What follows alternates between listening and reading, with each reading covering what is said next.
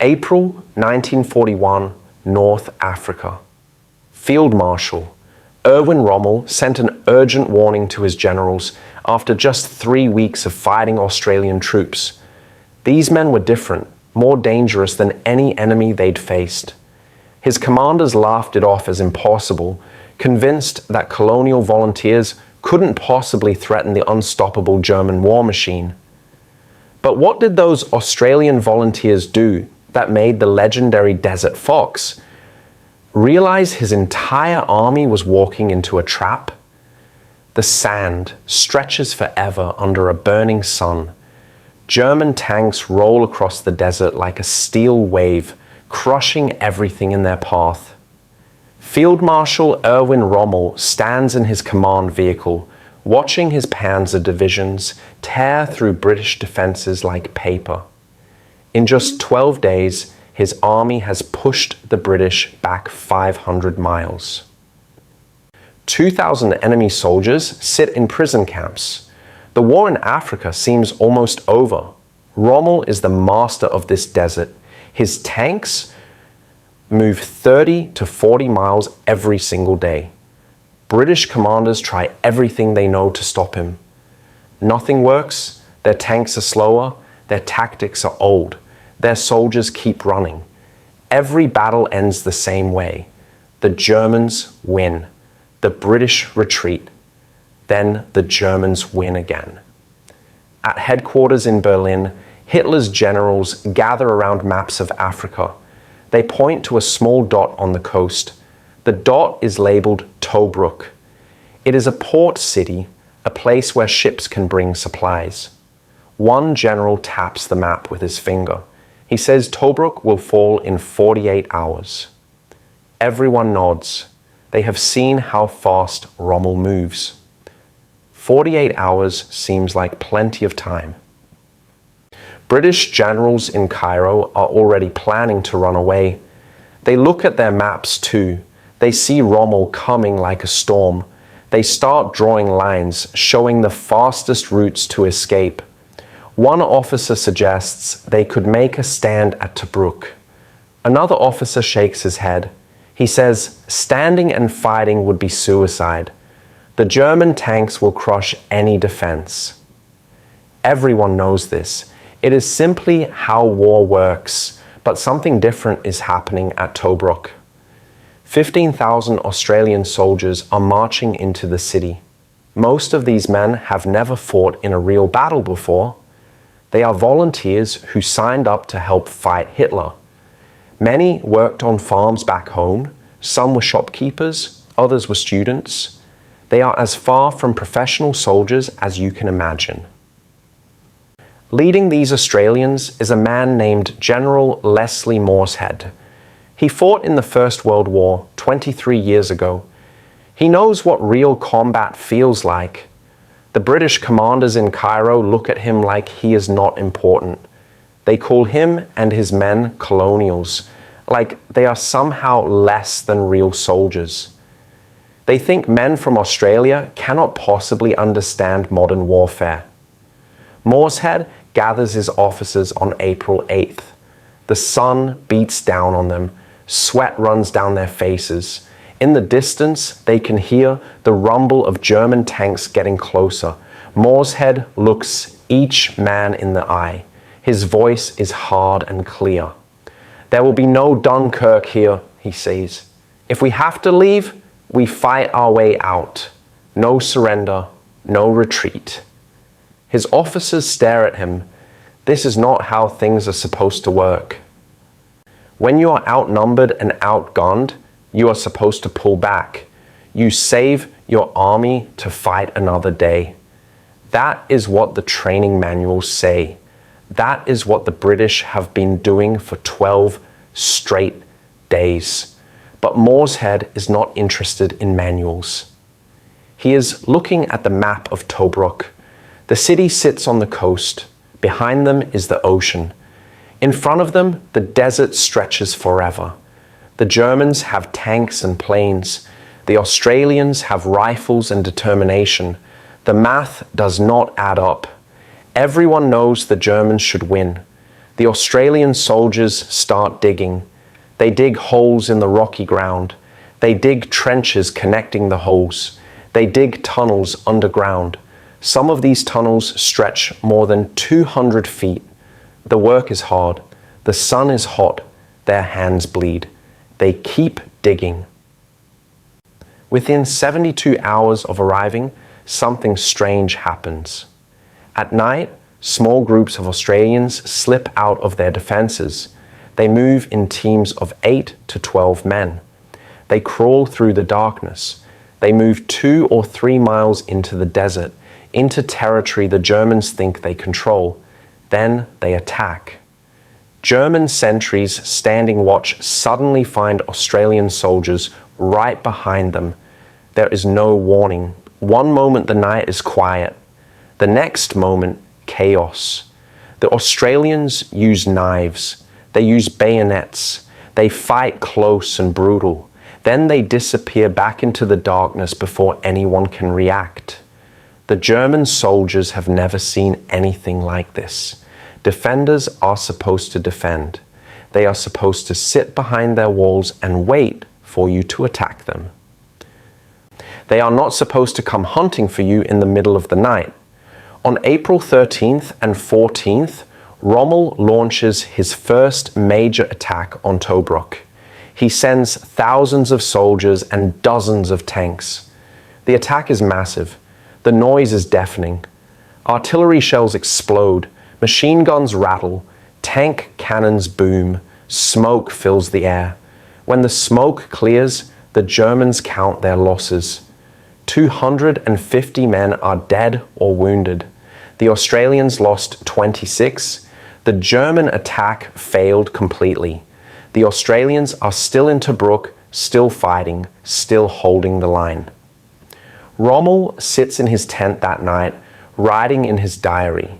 His hand moves across the page. He writes that the Australians fight with remarkable tenacity. This is not the language of a confident commander. This is the language of a man who has just discovered a problem. In the next 2 weeks, Australian night patrols capture 800 German soldiers. 800. These are not men killed in battle. These are prisoners, taken right out of German camps and positions. The Australians sneak in, grab soldiers, and vanish. Sometimes they take weapons too. Soon, Australians are using German machine guns against their original owners. On April 16th, Rommel calls a meeting with his commanders. He looks tired. He tells them they must not underestimate these Australian troops. The words go into the official record of the German 5th Light Division. His generals nod politely, but inside they do not really believe him. How could they? These are colonials, volunteers, farm boys from that other side of the world. The German army has conquered Poland in 4 weeks. France fell in 6 weeks. These are the best trained, best equipped soldiers in the world. They have studied war like a science. They have perfected it. Surely Rommel is just being careful. Surely he is overthinking this. The Australians cannot really be that dangerous. Can they? The German generals look at their maps. They make new plans. They will crush Tobruk soon. It is just a matter of time, just a matter of applying the right amount of force. But in the darkness outside Tobruk, Australian soldiers are moving again. They carry their weapons in silence. They know every rock and dip in the ground. They have learned to move like ghosts.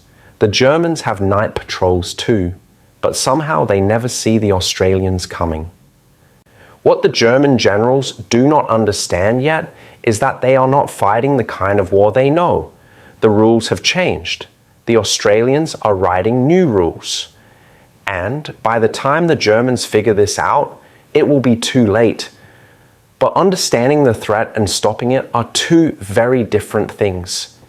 General Morshead stands in the command bunker deep underground. The ceiling is made of concrete and steel. Outside, The sun is setting over Tobruk. He spreads a map across the table. His officers gather around. The map shows a ring around the entire city. The ring is 30 miles long. Moorehead's finger traces the ring. Every 1,200 yards, he has ordered a strong fighting position. His engineers have counted them. 56 separate positions, like forts in a circle. Each one can see the others. Each one can support the others with gunfire. If the Germans attack one position, 3 others can shoot at them from the sides. The work has been enormous. The soldiers have dug down into the earth. They have piled rocks and sandbags. They have stretched barbed wire in thick tangles. Some positions have 3 layers of wire. A man trying to crawl through would take 10 minutes. 10 minutes while Australian machine guns fire at him. But the defense is not just about sitting and waiting. Moorehead explains his real plan. Between 10 at night and 4 in the morning, his men will own the desert. Small teams will go out hunting. They will find German positions. They will attack. They will create fear and confusion. Then they will come home. One young officer raises his hand. He asks how they are supposed to attack when they are outnumbered. Moorehead smiles. He says the Germans do not know they are outnumbered at midnight when 8 Australians come out of nowhere. In the dark, 8 men with knives feel like 80. The underground tunnels become a city beneath Tobruk. Some tunnels connect fighting positions that are 200 feet apart. Men can move from place to place without ever showing themselves above ground. When German planes fly over during the day, they see nothing moving. They think maybe Tobruk is almost dead. Then night comes and the Australians pour out like angry bees from a hive.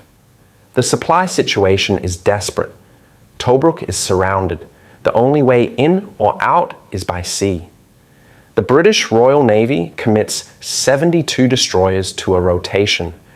Every night, ships race across the Mediterranean in the darkness. They carry ammunition, food, and water. They have to arrive, unload, and leave before sunrise. If the sun catches them in a harbor, German planes will sink them. The Australians stockpile everything. 3 million rounds of ammunition for rifles and machine guns, 120,000 artillery shells. They pack these supplies in the underground tunnels. They hide them in basements. They spread them out so one bomb cannot destroy everything. On April 13th, the first big German attack crashes into the Australian lines. Rommel has ordered his 5th Light Division to take Tobruk. He thinks overwhelming force will do the job. Tanks roll forward, infantry runs behind them, artillery pounds the Australian positions, but the Australians do not break. They wait until the tanks are close, very close. Then they open fire. Anti-tank guns blast holes in the German armor. The tanks try to back up. Some get stuck in the rocky ground. Australian soldiers run out with explosives. They throw grenades into tank hatches. They jam pipes into the treads. The German infantry expected the defenders to be cowering in their holes. Instead, Australians are shooting from multiple directions. Some fire from the main line. Others fire from hidden positions on the flanks. The Germans are caught in a crossfire. They try to advance, but men keep falling. When the battle ends, the Germans count 250 casualties. The Australians count 26. Rommel looks at these numbers and feels something he has not felt before in Africa: doubt. The night raids become more organized. Each team has a specific job. Some teams are scouts. They crawl close to German lines and watch. They count how many guards there are. They note when the guards change shifts. They look for weak spots. Other teams are raiders. They wait for the scout reports. Then they plan their attacks. They move out at 10 or 11 at night. They carry knives, grenades, and rifles. Some carry wire cutters for the German barbed wire. They wear soft boots that make less noise than regular army boots. A typical raid goes like this. 12 Australians crawl through the desert for an hour. They reach a German outpost. There are maybe 20 Germans there, sleeping in tents or sitting around a small fire. The Australians spread out. 6 men circle to the left, 6 circle to the right. At a signal, they attack from both sides at once. The Germans wake up to chaos. Men are shouting. Guns are firing. Grenades explode. The whole thing lasts maybe 3 minutes. Then the Australians vanish back into the night. They take prisoners with them. Sometimes they take weapons. Sometimes they just want the Germans to be terrified. The prisoners tell interesting stories. They say German soldiers are afraid to sleep at night. They say men volunteer for daytime duty just to avoid the night watch. One captured German officer says his men have started calling them the Rats. The Australian troops hear about this nickname through prisoners and intelligence reports. Instead of being insulted, they embrace it completely. They paint rats on their vehicles. They joke about it among themselves. The name becomes their badge of honor. On May 3rd, Rommel writes another warning. This one is stronger. He tells his officers that the Australians are not normal troops. They fight like devils, he writes. He orders his men to be more careful, to set more guards at night, to build better defenses around their own camps. But the German generals back in Berlin still do not really understand. They send Rommel more troops. They send him the entire 15th Panzer Division. This is thousands of men and hundreds of tanks. Surely this will be enough to crush one small port city defended by colonials. Rommel throws these fresh troops at Tobruk. The attacks come in waves. Each time the Australians hold. Each time the Germans pull back with heavy losses. Each time Rommel's diary entries sound more frustrated. The British in Cairo start to pay attention. At first, they did not believe the reports. Australian volunteers stopping Rommel seemed impossible. They send officers to investigate. These officers come back amazed. They describe the underground city. They describe the night raids. They describe Australian soldiers who simply refuse to give up. Winston Churchill himself sends a message. Tobruk must be held, he writes. The words come over the radio in code. Morshead reads them and nods. He had no intention of leaving anyway. The Royal Air Force sends Hurricane fighters. These planes are desperately needed in other places. Britain is fighting for its life. Every plane matters.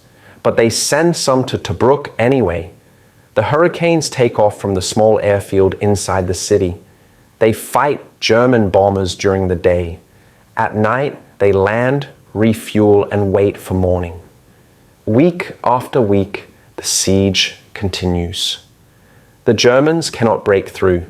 They cannot starve out the defenders because the Navy keeps bringing supplies. They cannot bomb Tobruk into surrender because the Australians live underground during the day. What makes it work is not just courage. It is the combination of smart planning and fierce determination. The Australians have taken everything they learned about defense and turned it around. Defense is supposed to be passive. You build walls and wait. But Morshead has made defense active. His men defend by attacking. They keep the enemy off balance. They make the Germans worry about their own safety instead of planning new attacks. The German soldiers sent to take Tobruk find themselves defending against defenders. It makes no sense. It breaks all the rules of warfare, but it works. By the end of May, 45,000 German troops are stuck around Tobruk trying to capture 15,000 Australians. The numbers are backwards. The Germans have 3 times as many men, but they cannot win. Rommel needs those 45,000 troops for other battles. He needs to keep pushing east, but he cannot leave Tobruk behind him. The port could bring in more Allied soldiers. It could threaten his supply lines, so he has to stay. He has to keep trying. And every day he stays is a day he is not winning somewhere else. The desert night erupts with chaos. German sentries hear nothing until Australian commandos are already inside their perimeter. The sound of bayonets in darkness, muffled screams. By dawn, another machine gun post is empty, its crew gone. Some dead, some prisoner, weapons vanished. The raids have become so effective that German morale begins to crack under the pressure. By May of 1941, the numbers tell a story that the German High Command does not want to hear. Before Tobruk, German forces expected a 48-hour victory. Now it has been weeks. The siege will eventually last 241 days. This becomes the first major German defeat of the entire Second World War. The cost in blood is heavy on both sides, but the balance is remarkable. More than 3,000 Germans have been killed.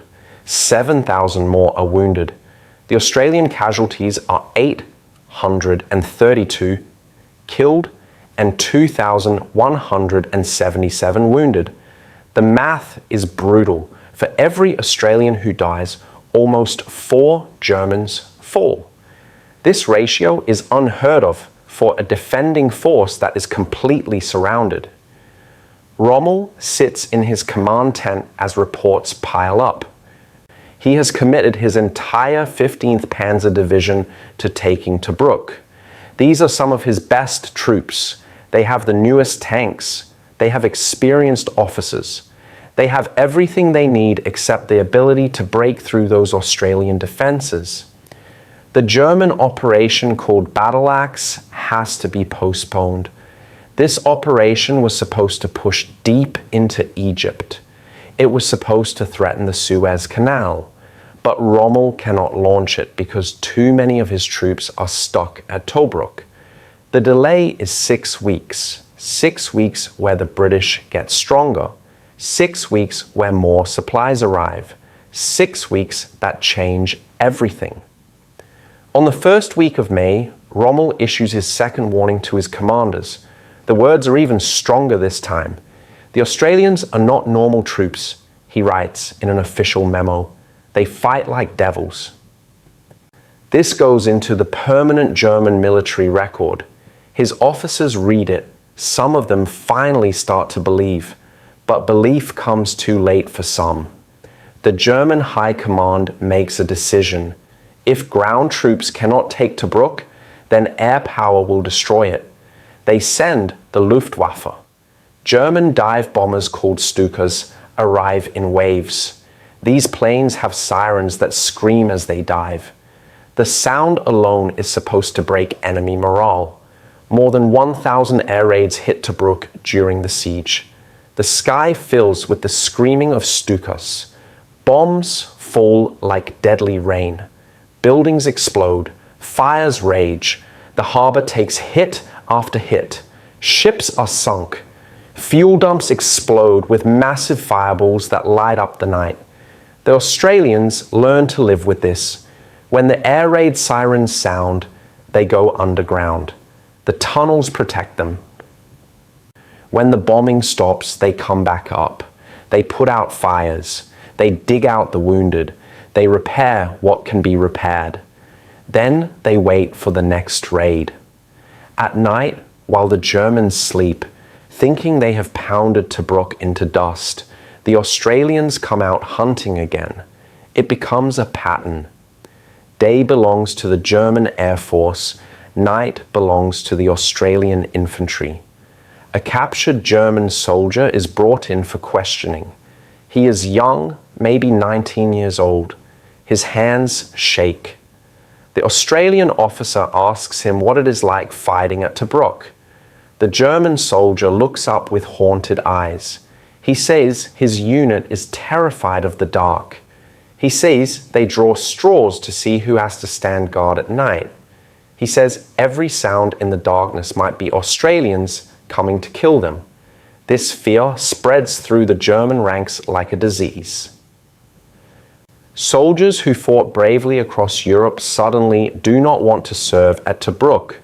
Some fake injuries. Others complain of sickness. The German officers notice they have to threaten severe punishment just to keep their men in position. British intelligence officers intercept German radio messages. The messages are encrypted, but the British have broken the code. They listen to German commanders talking to each other. One message mentions Hitler himself. The Führer is furious that Tobruk still holds. He demands answers. He demands results, but results do not come. Week after week, the siege continues. The Germans try different tactics. They try massing tanks for one overwhelming push. The Australians destroy the tanks with hidden anti-tank guns. They try infantry night attacks. The Australians are better at fighting in darkness.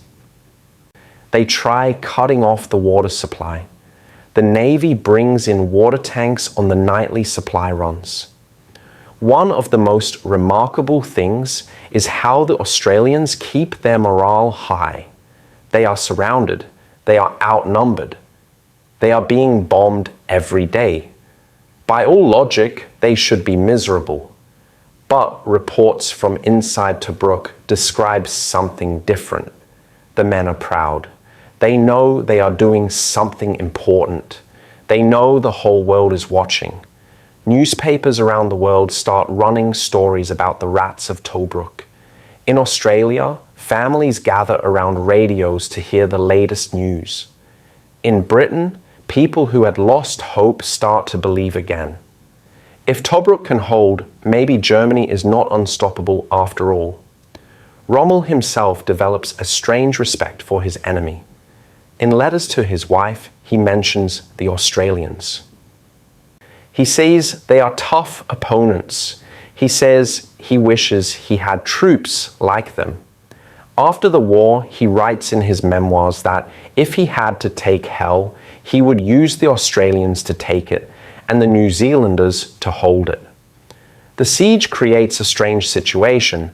The Germans surround Tobruk, but in a way, the Australians surround the Germans too.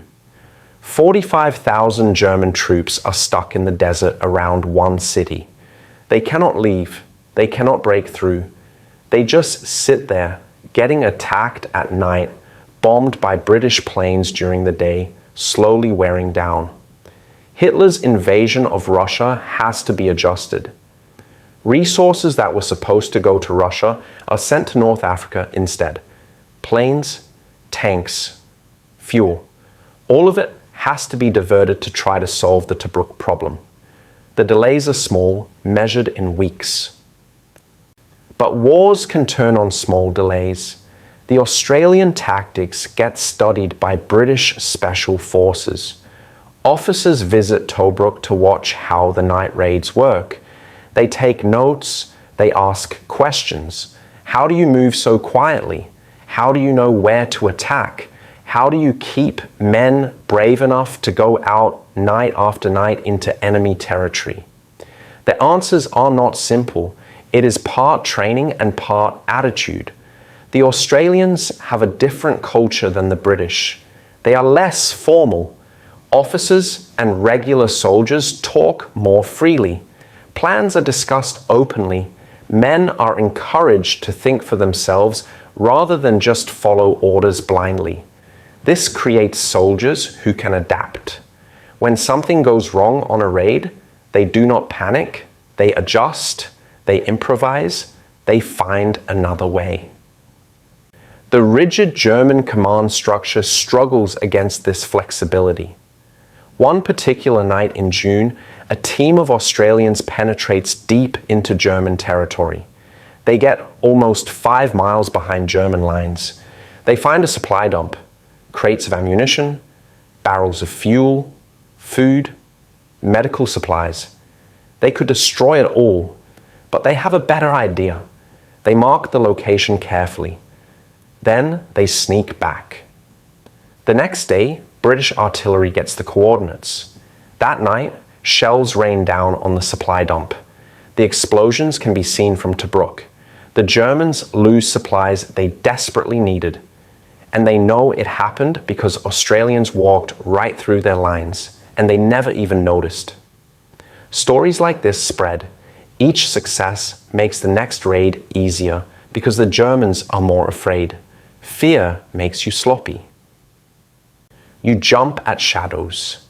You waste energy being nervous instead of being alert.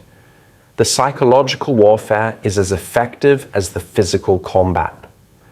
By the end of summer, Rommel knows he cannot take Tobruk with his current forces. He writes to Berlin asking for more troops. The answer is no. Every available soldier is needed in Russia now. Hitler has launched the biggest invasion in history. The Eastern Front devours men and machines like a hungry monster. So Rommel has to settle for a stalemate. He keeps troops around Tobruk to contain it, but he stops trying to capture it. The siege becomes a waiting game. Who will run out of supplies first?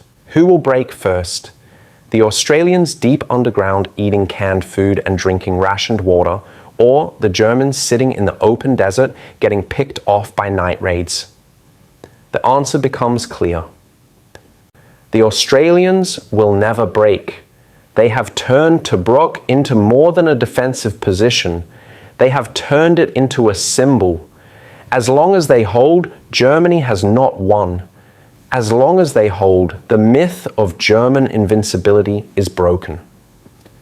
December 1941. The British 8th Army launches Operation Crusader. Thousands of troops push west across the desert. Their goal is to break the siege of Tobruk. The Australians inside the city hear the news. After 8 months of fighting, help is finally coming. The relief of Tobruk happens in stages. British and Commonwealth forces fight their way through German positions. The battles are fierce. The Germans defend hard, but they are stretched thin. Too many troops are tied down around Tobruk. Too many resources have been wasted trying to capture one small city. When the relief forces finally break through, they meet the Australians coming out to greet them. The British soldiers expect to find exhausted, beaten down men. Instead, they find soldiers who are ready to keep fighting. The rats of Tobruk are thin from short rations. They are dirty from living underground, but their spirits are strong. 14,000 Australians survived the siege. They wear their Rat of Tobruk badges with fierce pride. This becomes their identity. For the rest of their lives, they will be known as the men who held Tobruk. Some will have children and grandchildren. They will tell the stories. The stories will be passed down. The tactics that the Australians invented at Tobruk do not die with the siege. The British Special Air Service studies everything that happened. They create training programs based on Australian night fighting methods, small unit operations, independent thinking, aggressive defense. These ideas spread through Allied special forces. American Army Rangers, formed in 1942, learn about Tobruk in their training. The officers teaching them use it as an example. This is how you defend when you are outnumbered, they say. This is how you turn defense into offense. The lessons are written into manuals. These manuals are still used today. Modern urban warfare doctrine can trace roots back to Tobruk. The idea of defending a city not by sitting still, but by constant patrols and raids. The use of underground tunnels for movement. The targeting of enemy morale through unpredictable attacks. Military academies around the world teach these concepts. They often do not mention Tobruk by name. But the fingerprints are there. General Morshead continues his military career. He commands Australian forces in Syria. He leads troops in New Guinea against the Japanese. He fights in Borneo. Every campaign adds to his reputation, but he never receives recognition from the British establishment. To them, he remains a colonial officer who got lucky.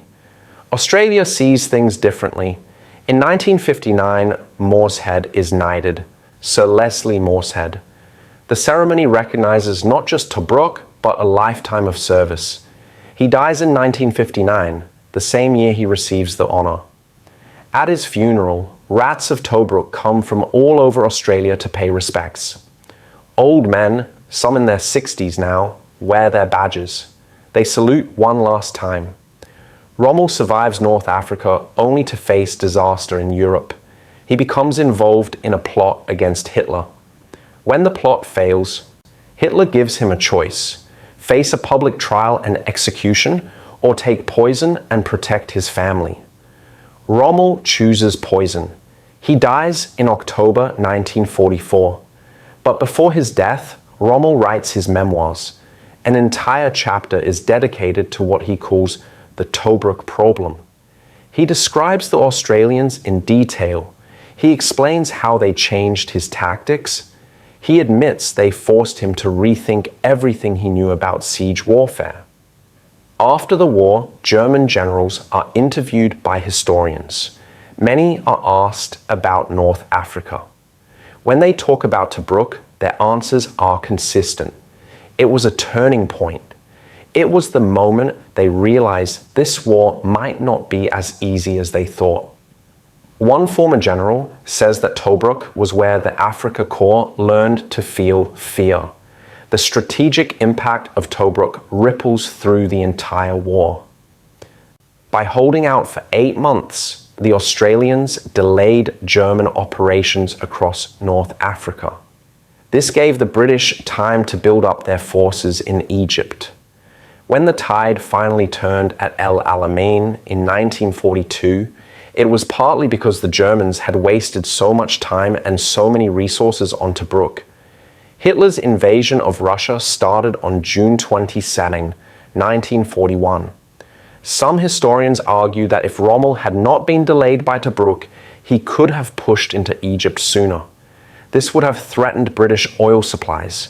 It might have changed how resources were allocated. The delays were measured in weeks and months. But in war, weeks and months can change everything. The broader lesson of Tobruk is about assumptions. The German military was the best in the world in 1941. Their training was superior.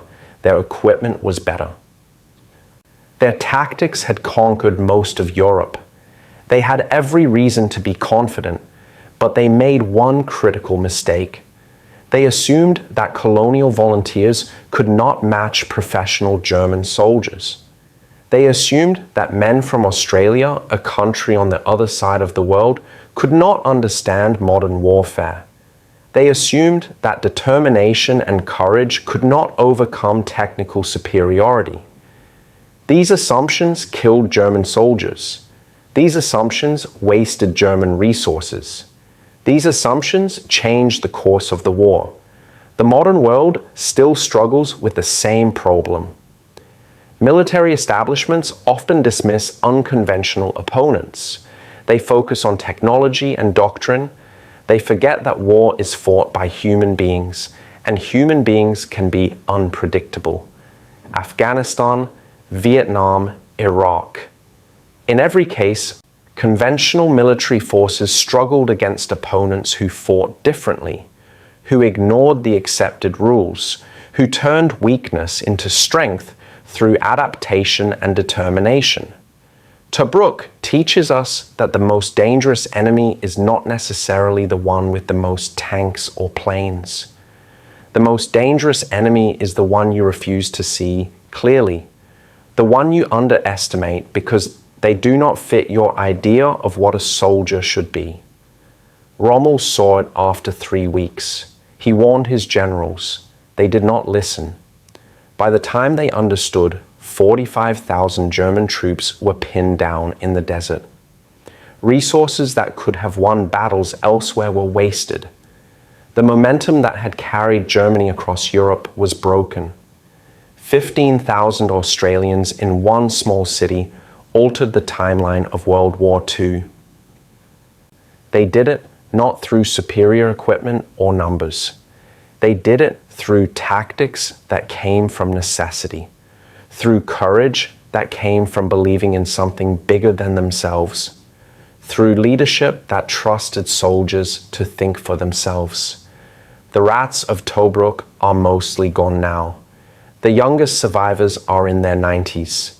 Soon there will be none left who remember the sound of Stuka's diving, who remember the weight of a rifle on a night patrol, who remember what it felt like to hold the line when the whole world expected you to break. But the lesson remains. Sometimes the greatest danger is not the enemy you face. It is the enemy you refuse to see clearly. Rommel warned them. 3 weeks was all it took for him to realize these Australians were different, more aggressive, more cunning. Willing to take risks that defied military logic. His generals ignored the warning. They paid the price in blood and time and lost opportunities. And in the process, they taught the world that wars are not won by assumptions. They are won by soldiers who refuse to quit, who adapt to every challenge, who turn every disadvantage into an opportunity.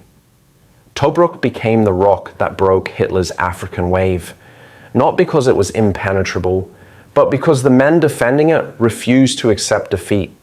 They wrote new rules. They invented new tactics. They became the rats. And in doing so, they proved that sometimes the smallest forces can change the largest outcomes. The desert wind still blows across Tobruk today. Tourists visit the old defensive positions. They walk through some of the tunnels. They see the rusted remains of tanks and artillery. They read plaques that tell the story, but plaques cannot capture what it was like, cannot capture the fear and courage and determination that turned this one city into a legend. That story lives now in history books and documentaries. In military academies where officers study what went right and what went wrong. In the descendants of the rats who carry their ancestors' badges with pride. In every soldier who learns that defense can be active, that being outnumbered is not the same as being beaten, that the human spirit can overcome incredible odds. Tobruk is the answer to everyone who thinks modern weapons make courage obsolete. It is the answer to everyone who believes that numbers and equipment determine victory. It is the answer to everyone who underestimates their opponent based on where they come from or how much training they have had. The Australians at Tobruk were not supposed to win. Every expert said so. Every calculation proved it. But they won anyway. And in winning, they changed the war, changed how we think about defense, changed what we believe is possible when ordinary people are asked to do extraordinary things. That is the legacy that outlives the siege. That is what makes Tobruk matter 80 years later. Not the specific tactics or the exact casualty counts, but the proof that determination can overcome doctrine. That innovation born from necessity can defeat superior force. That the soldier you dismiss might be the one who changes everything. Rommel knew. He tried to warn them. They did not listen. And Tobruk became the place where German invincibility died.